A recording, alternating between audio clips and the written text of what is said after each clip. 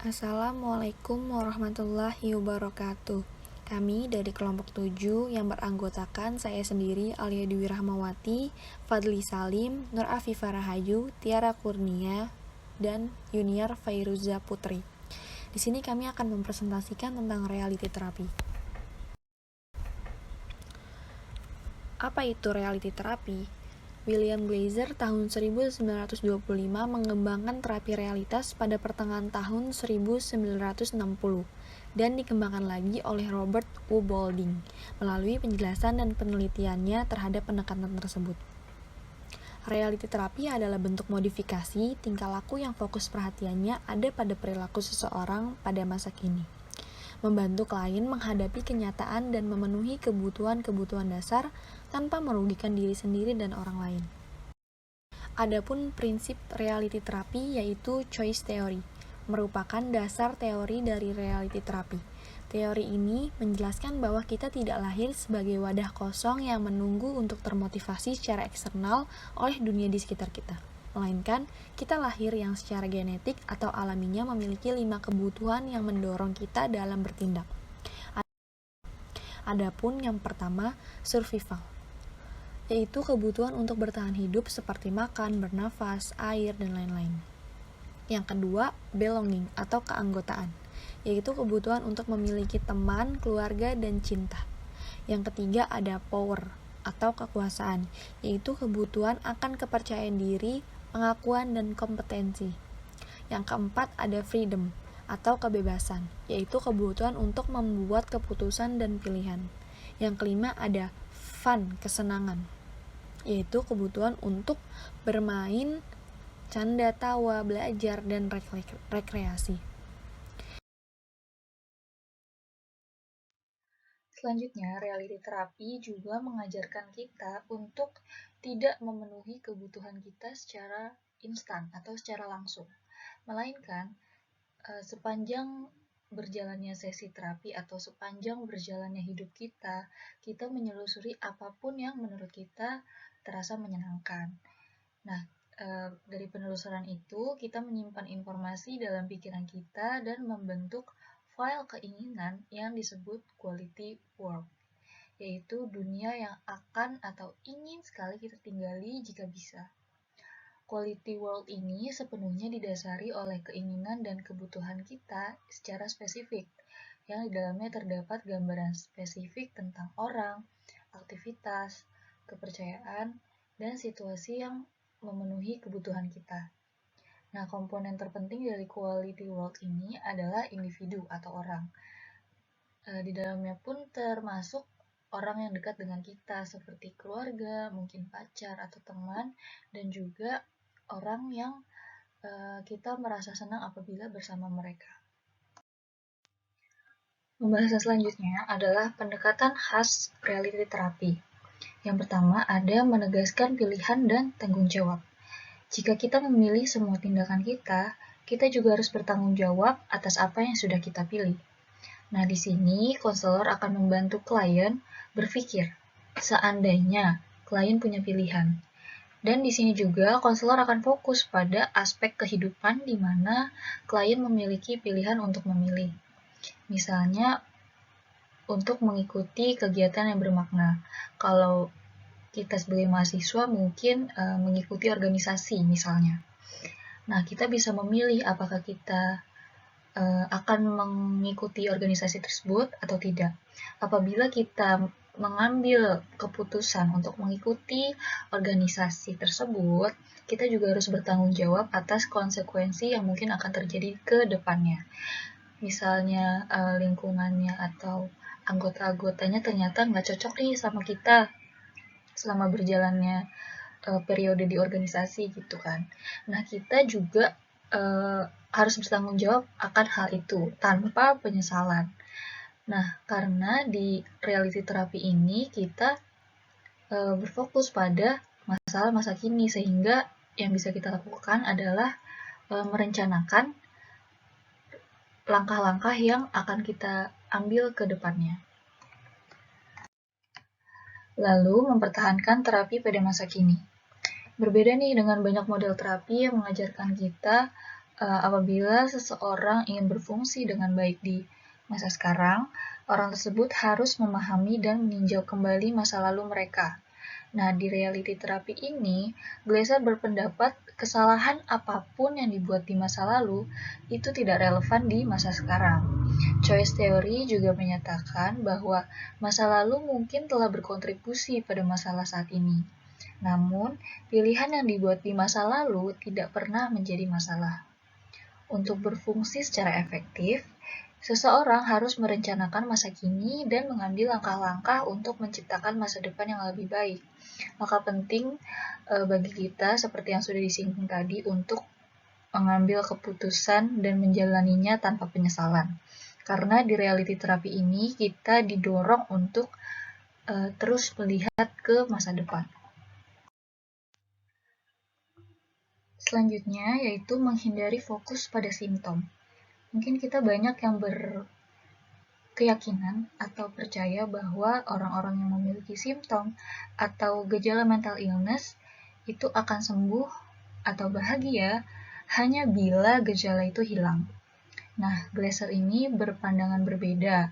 Menurutnya, orang-orang dengan gejala itu mereka enggan menerima kenyataan bahwa penderitaan atau ketidakpuasan yang mereka rasakan saat ini disebabkan oleh pilihan yang mereka pilih di masa lalu. Nah, Glaser ini menyatakan hampir semua gejala disebabkan oleh hubungan yang tidak memuaskan di masa kini. Oleh karena itu, terapi ini berfokus pada masa kini dan menghindari fokus pada simptom. Terapi ini juga berfokus terutama pada masalah interpersonal yang dipercayai juga akan mempersingkat proses terapi. Ciri khas selanjutnya dari terapi ini yaitu reality terapi berpandangan berbeda tentang mental illness. Choice theory menolak gagasan bahwa seseorang dengan gejala fisik dan psikologis itu memiliki sakit mental atau mental illness. Woodbuilding menegaskan bahwa reality terapi adalah sistem kesehatan mental yang bentuknya memodifikasi tingkah laku, bukan sistem remediasi atau penyembuhan penyakit. Ia juga menggabungkan teori para ahli dari aliran Erikson atau Eriksonian, di mana mereka berpendapat bahwa seseorang itu tidak memiliki masalah. Mereka hanya memiliki solusi yang tidak berhasil.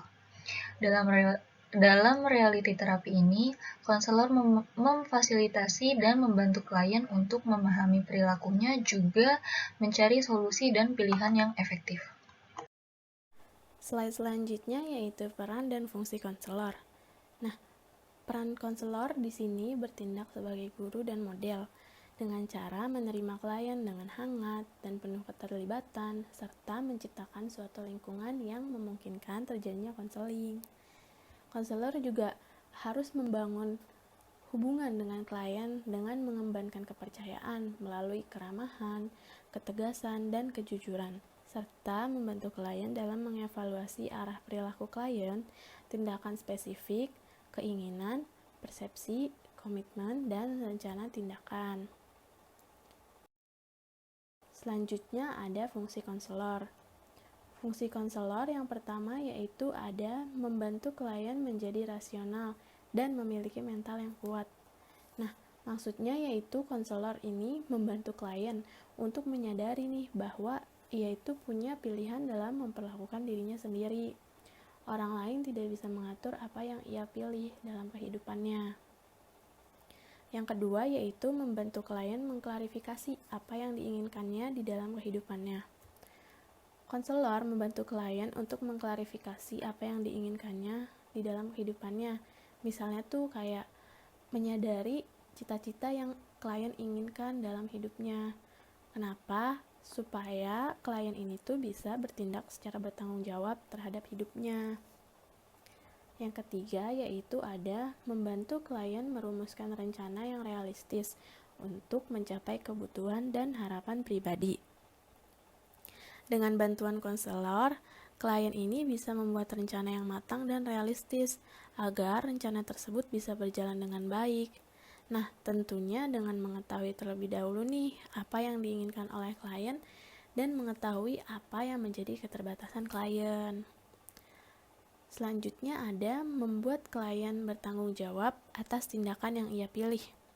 Nah, kurang lebih fungsi yang keempat ini ada hubungannya dengan fungsi yang ketiga.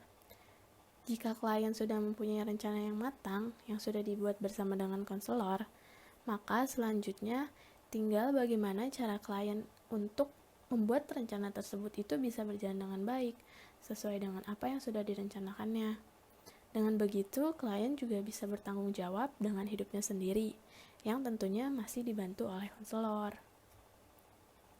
Fungsi yang terakhir yaitu membantu klien untuk memiliki kontrol atas hidupnya dengan membuat pilihan yang lebih baik.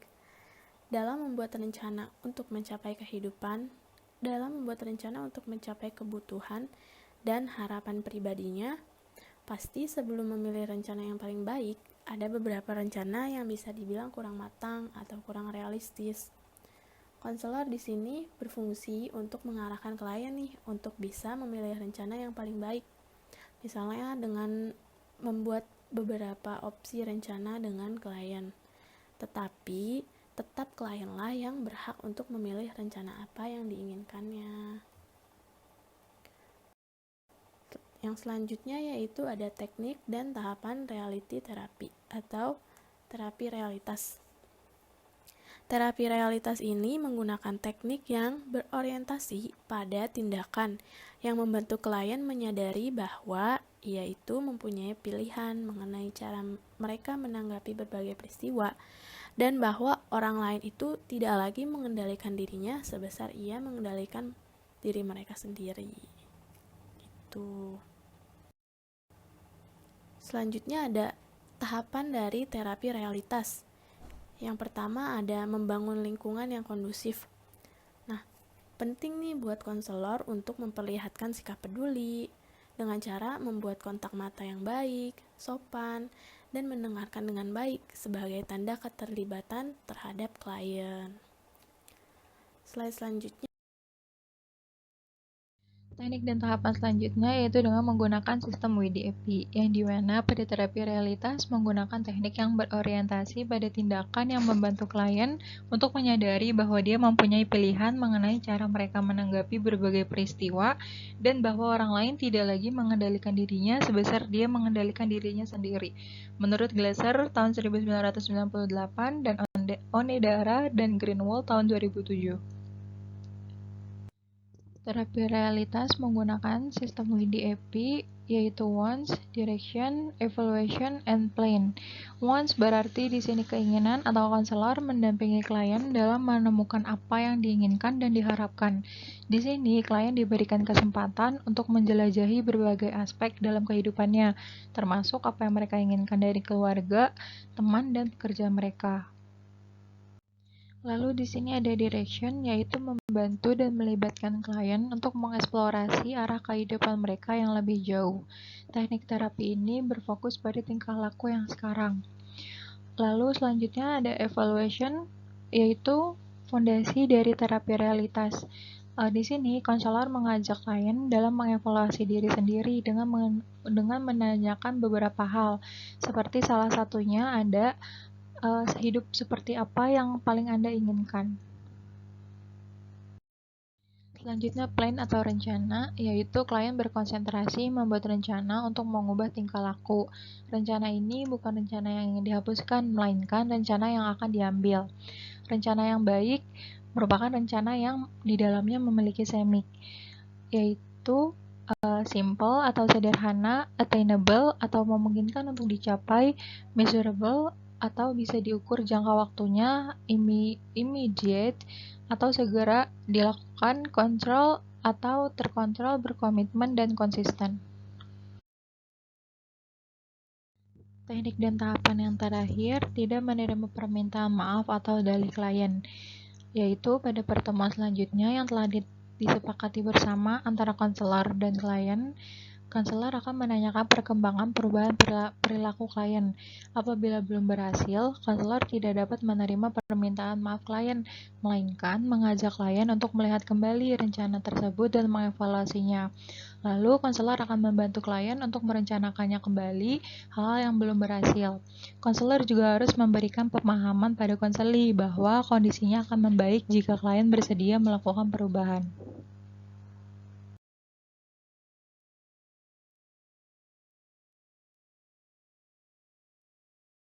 Nah, selanjutnya bagaimana pandangan Islam di dalam Al-Quran terdapat pada Quran Surah Yunus ayat 57 yang artinya, wahai manusia, sesungguhnya sudah datang dari Tuhanmu Al-Quran yang mengandung pengajaran, penawar bagi penyakit batin atau jiwa, tuntunan serta rahmat bagi orang-orang yang beriman. Maksud dari ayat ini adalah, wahai manusia, sungguh telah datang kepadamu pelajaran berupa kitab suci Al-Quran dari Tuhanmu, obat penyembuh bagi penyakit yang ada di dalam dada, yakni penyakit dalam hati manusia seperti iri, dengki, dan lain-lain, dan petunjuk menuju kebenaran serta rahmat yang besar bagi orang yang benar-benar beriman. Oke, selanjutnya terdapat juga pada Quran Surah Al-Isra ayat 82 yang artinya, dan kami turunkan dari Al-Quran suatu yang menjadi penawar dan rahmat bagi orang-orang yang beriman. Dan Al-Quran itu tidaklah menambah kepada orang-orang yang zalim selain kerugian. Makna dari ayat ini adalah, dan kami turunkan Al-Quran kepadamu, wahai Nabi Muhammad, sebagai obat penawar berbagai macam penyakit hati dan rahmat bagi orang-orang yang beriman yang mengamalkan tuntunannya. Sedangkan bagi orang-orang yang zalim, Al-Quran itu hanya akan menambah kerugian disebabkan oleh kekufuran mereka. Setiap kali mendengar bacaan Al-Quran, semakin bertambah kekufurannya. Dalam sudut pandang Islam, self-evaluation disebut sebagai muhasabah, yaitu aktivitas merenungkan, memahami, menilai diri sendiri atas segala perbuatan yang dilakukan. Anjuran untuk bermuhasabah juga terdapat dalam Al-Quran Surah Al-Hasyr ayat 18 yang artinya, wahai orang-orang yang beriman, bertakwalah kepada Allah dan hendaklah setiap diri memperhatikan apa yang telah diperbuatnya untuk hari esok. Dan bertakwalah kepada Allah, sesungguhnya Allah Maha mengetahui apa yang kamu kerjakan. Selanjutnya terdapat juga pada Quran Surah Al-Ra'd ayat 11 yang artinya, sesungguhnya Allah tidak akan mengubah apa yang ada pada suatu kaum, sehingga mereka mengubah apa yang ada pada diri mereka sendiri.